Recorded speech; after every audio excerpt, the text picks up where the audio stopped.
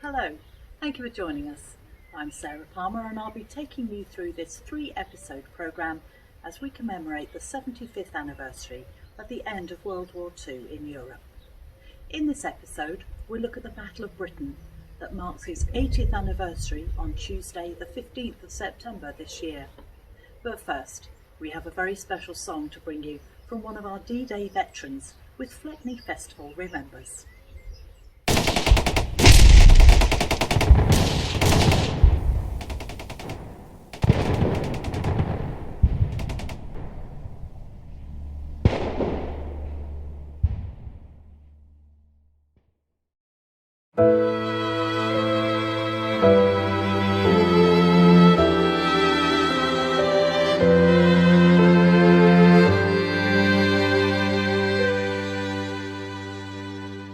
In the cold grey light of the 6th of June in the year of 44, the Empire Lark sailed out from Poole to join with thousands more, the largest fleet the world had seen. We sailed in close array, and we set our course for Normandy at the dawning of the day. There was not one man in all our crew but knew what lay in store, for we had waited for that day through 5 long years of war. We knew that many would not return, but all our hearts were true, for we were bound for Normandy, where we had a job to do. Now the Empire Lark was a deep-sea tug with a crew of 33,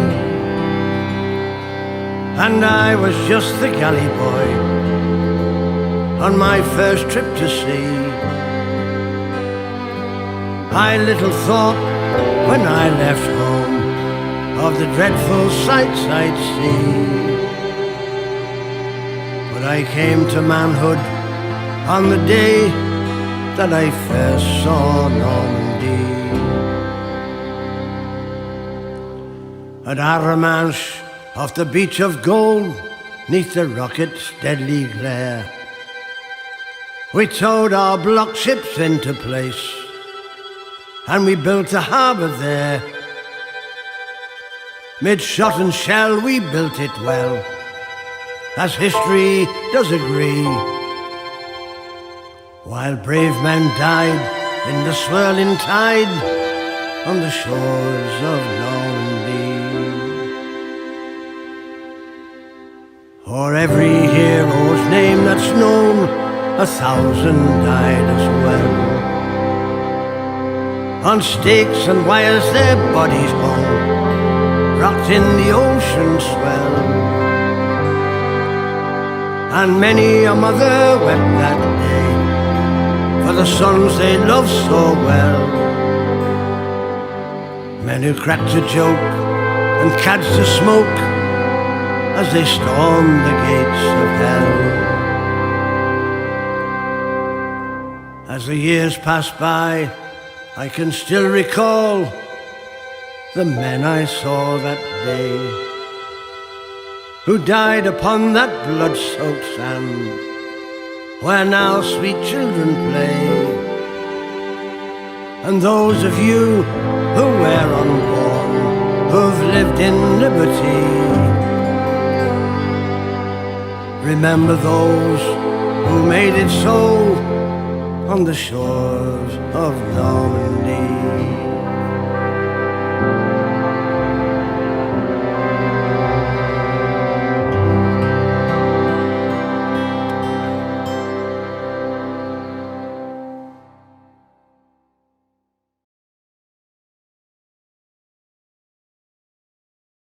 You can download Jim Radford's The Shores of Normandy online at normandymemorialtrust.org. To donate to the memorial by text D-Day 10 to 70470 to donate £10 or text D-Day20 to donate £20. Or you can go to their website normandymemorialtrust.org. Thank you.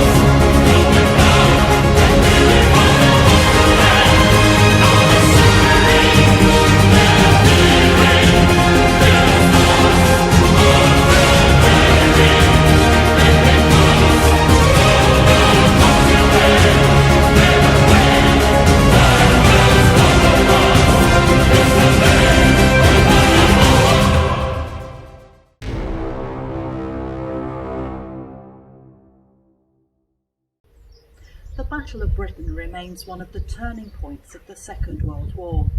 It put a stop to Germany's expansion plans of invading and occupying Great Britain.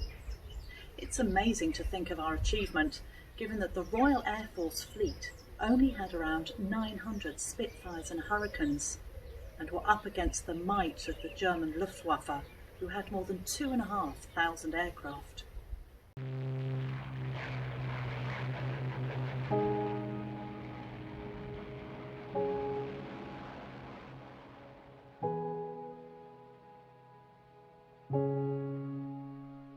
It was quite obvious that the way the Germans were moving, they were going to make a hell of a war out of it. So I was ready for war. It's our country. You die for your country.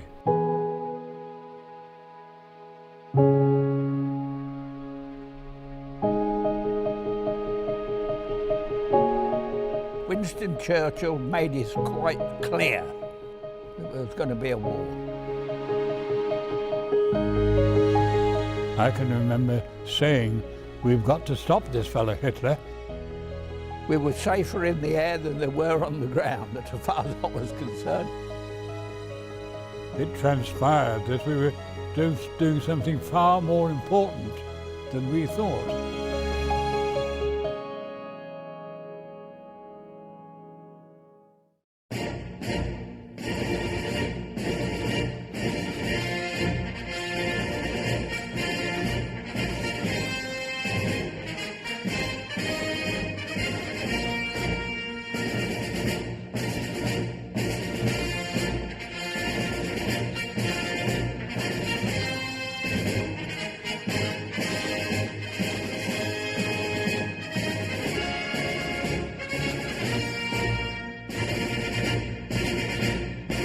The Spitfire, probably one of the most iconic warbirds of all time. Speedy, agile and equipped with plenty of firepower, the aircraft played a crucial role in the Battle of Britain.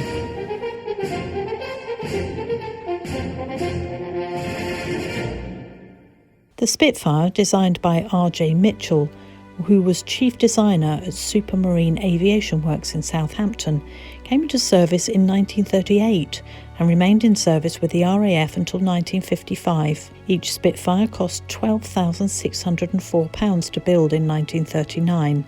That's around £681,000 in today's money. Compare that to the astronomical cost of a modern fighter aircraft, this seems like a snip. The cost of a modern British-produced Eurofighter Typhoon is said to be more than £100 million. Despite the aircraft's strong association with the 1940 air battle, it was not the Spitfire that shot down the most aircraft. In fact, it was the Hawker Hurricane that shot down more enemy planes over the course of the campaign, which we will be looking at shortly. Despite this, there is no getting away from the unmistakable sound of the Merlin engine.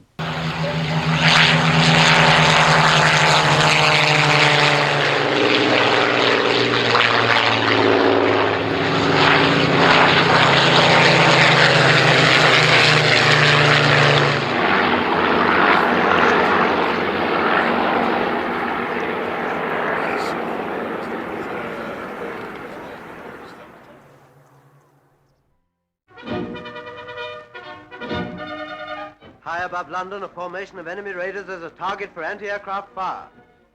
It is not an unfamiliar sight at present, but as Royal Air Force superiority grows, as anti-aircraft fire becomes still more deadly, it will take its place as a thing of the past. I'm Ken Wilkinson. During the war, I flew with 19 Squadron in the Battle of Britain. On 1st of September 39, I wrote myself off. I thought, you've got no chance of lasting through whatever it's going to be, because it was quite obvious that the way the Germans were moving, they were going to make a hell of a war out of it. And so I was ready for war. It's our country. You die for your country. Say war is a total war, and it certainly was in England in 1940. All the stuff that was being thrown at us, and when you think that all the thousands of citizens that were being killed by this absurd bombing, still they had to pay for it, didn't they? Yes, you lost people, friends that didn't come back. Yeah. You have to get into an attitude and to make sure that basically you're as cold as a fish. And once somebody has failed to return, that's it. Dame Fortune smiled on me and not on some of the others. The Hawker Hurricane, the first fighter plane to break the 300-mile-per-hour barrier.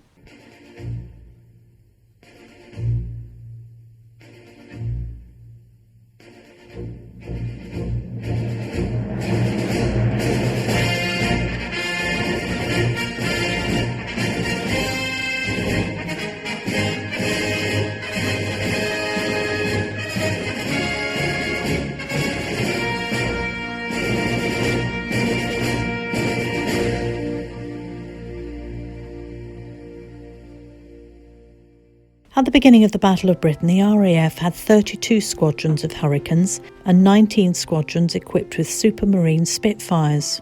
It was decided to use the Hurricanes against the massive bomber formations of the Luftwaffe, as they were slower and less agile than the Spitfire. But one of the Hurricane's saving graces was that it was known to hold up better against enemy fire. In the Battle of Britain, they helped provide cover for Spitfires, taking the brunt of the damage as the Spitfires moved in for the kill. There were various models of the Hurricane, including Mark I, Mark II, the Sea Hurricane, the Hurricane Hotspur and the Typhoon. All the different models were built to fight in different operations, with specific bespoke fixtures and fittings. However, they did have a persistent flaw. Hurricane pilots had to have a permanent oxygen supply when flying, since the aircraft had an inherent problem with carbon monoxide leaking into the cockpit. Several attempts were made to fix it, but it was never completely remedied. The Hurricane, like the Spitfire, also has a Rolls-Royce Merlin engine.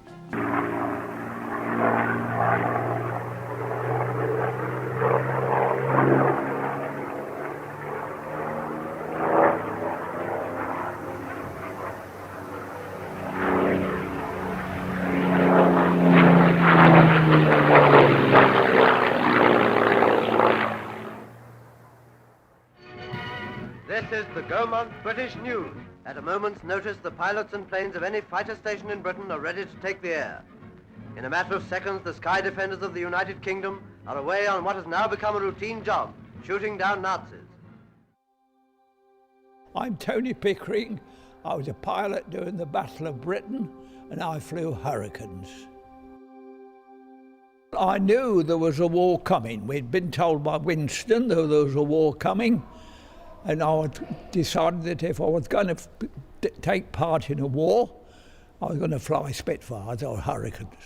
I was actually attacking some German bombers, and the front gunners of these bombers blew the sump of my Hurricane away, and I caught fire.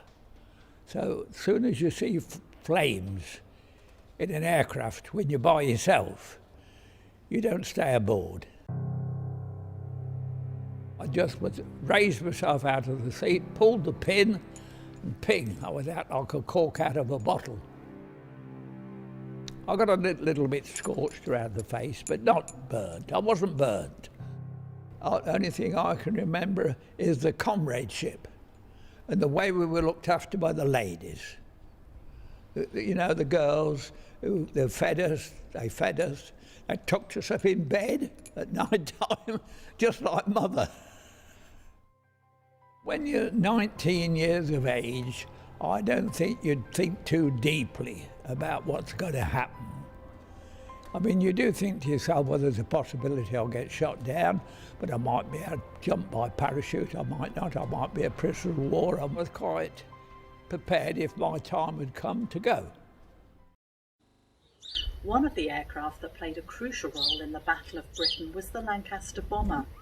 A few are still around, and I'm delighted to tell you that one of the surviving Lancaster bombers from the Battle of Britain memorial flight will be doing a flypast at this year's Fleckney Festival in September. A few years ago for the BBC, I interviewed one of the pilots from the memorial flight, Stuart Reed. He flew the Lancaster bomber for many years at special events. Let's hear from him about flying this iconic aircraft.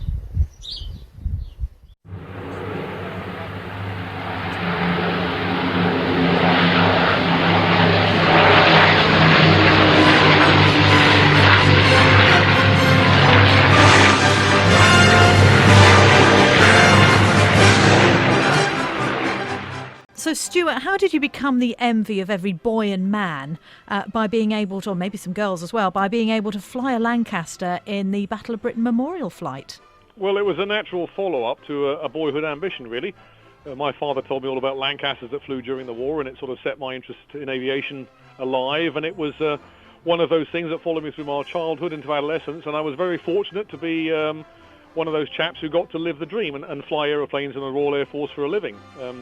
My option to get to the Lancaster came about when I was a training captain on the AWACS at Waddington, and I made some inquiries, found out about how I could get onto it, if I wanted to get onto it, came across to see OC Operations, who was in charge of the Battle of Britain memorial flight over here at Coningsby, and said, anytime you need a Lancaster pilot, let me know. And I got a call 2 weeks later, and that was it. The rest is history, and that was back in 1998, actually. So I was on the flight for 11 years. There's more to it, though, isn't it, than rewarding pilots like yourself with the chance to take a spin in some sort of big boys' toys.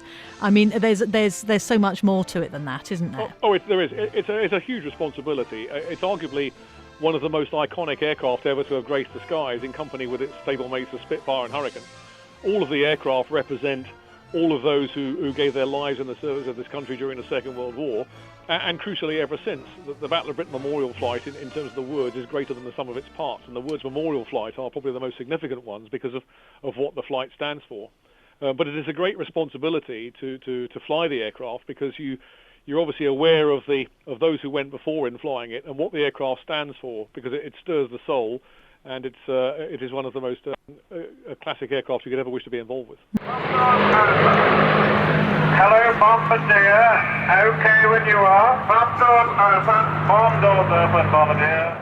I mean, despite the thousands of hours you did flying with the RAF, presumably you needed some sort of training to get in a Lancaster. It must be so different from the modern aeroplanes we have today. It is. It's a very different aircraft. If you take a look at it and see it, you'll see it has two big main wheels at the front and a small tail wheel at the back, and we call that sort of aeroplane a tail dragger. They're very difficult to handle in certain phases of flight, particularly landing. They're very naturally unstable. And they do require a little bit of dexterity and getting used to, and a bit of adjustment from modern aeroplanes. You're absolutely right. The modern aircraft have had all the flaws engineered out of them in that respect. The similarity between the AWACS, which I was flying, and the Lancaster was actually, there were more similarities, than you would think, insofar as we had a four-man crew on the Lancaster, a four-man crew on the AWACS. They both operate and fly in very similar ways. The only difference is that you have to be aware of the differences that you experience during handling the Lancaster when you're landing it. Why is that? It's very prone to, these aircraft are naturally unstable. To coin the phrase of one of my colleagues, they're a bit like a supermarket trolley with one of the wheels that doesn't work properly. We all know that. There you are, happily wandering around Tesco's or the supermarket of your choice. You want to try and go down to see frozen foods, but meanwhile the trolley is trying to do a sharp left down the aisle towards the toilet roll section. And tail draggers are a bit like that. They're naturally unstable aeroplanes. They're quite docile, but they're very demanding, and you've got to be alert to what they can do. They have two things that they can do, which conventional aircraft don't. One is the thing called the so-called ground loop, where they actually literally turn around and face the other way on landing if you don't do anything about keeping them directionally straight. And the other thing they can do is they're prone to bouncing because of the natural physics of the way the aircraft is laid out. If Isaac Newton had been around at the time they designed aircraft like that, he'd have said, you don't want to put the wheels on like that, mate. Unfortunately, such was our knowledge of aircraft at the time, and don't forget, human beings haven't been flying for that long in relative terms. It was the best we could do at the time. When the Lancaster was fully functional in the Second World War, how many crew would it have had?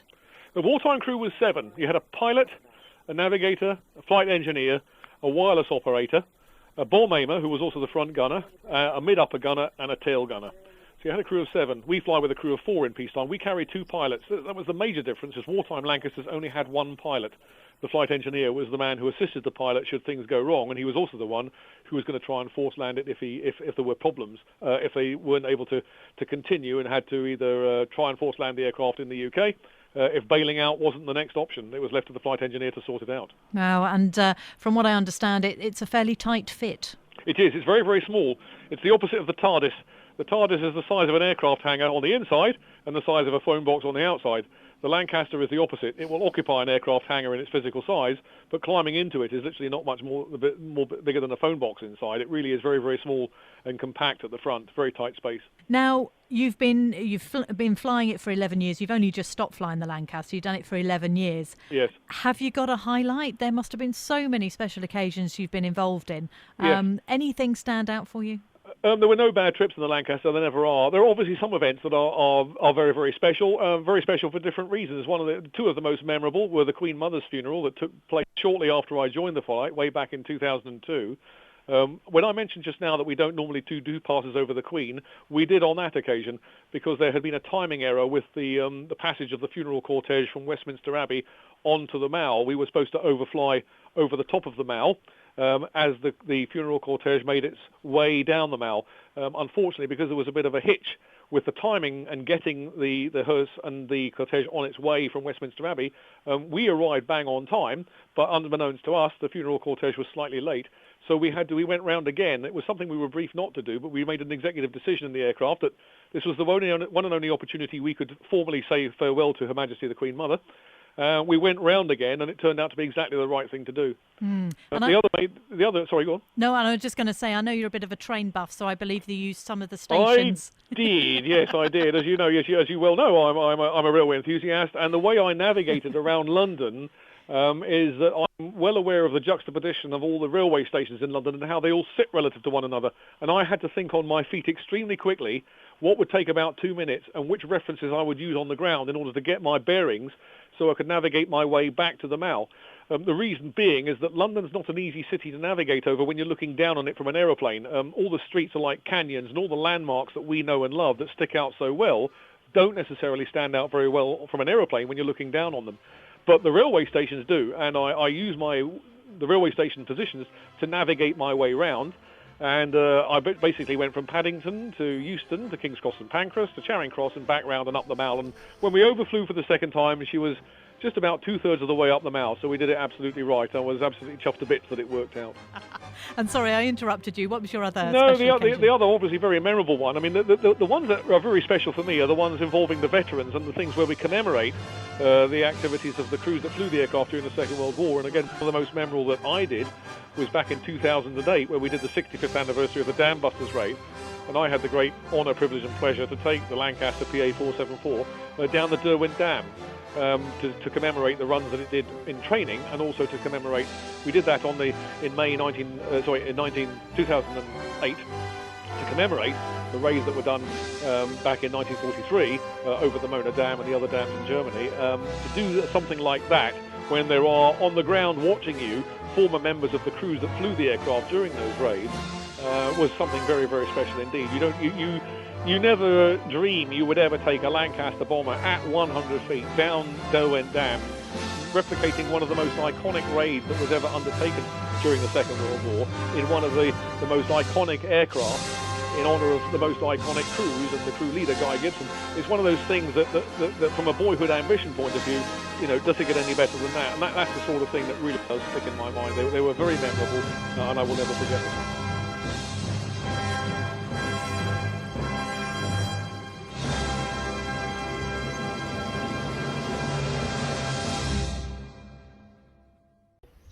In our next and final episode, we'll be looking closer to home with a special edition about Fleckney, hearing stories and memories of a village during wartime. But just before we end, there's one final interview to share with you all. It's the moment that veteran Spitfire pilot Dave Hastie found a snake in his cockpit. Thank you for watching. Until we meet again, bye-bye.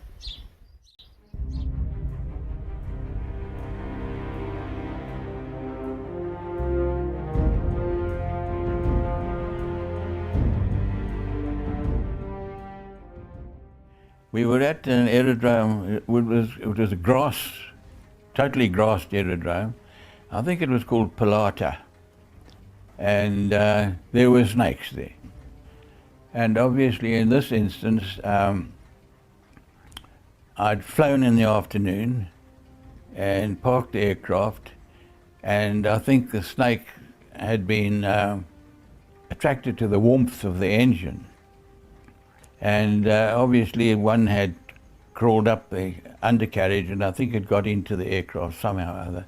And I was on an early morning flight the next morning, and I took off, and not knowing anything. And I was on patrol we were at 10,000 feet. It's in my logbook, I've forgotten the exact position. But I was on patrol, and of course looking around the sky most of the time, but always had to glance at the instrument panel to check engine and performance. And there was a ruddy 2-foot snake crawling across the instrument panel. Just called up on the RT and said, "I've got a snake in my cockpit." So some bright spark comes back. It says, "Put it back in your pants."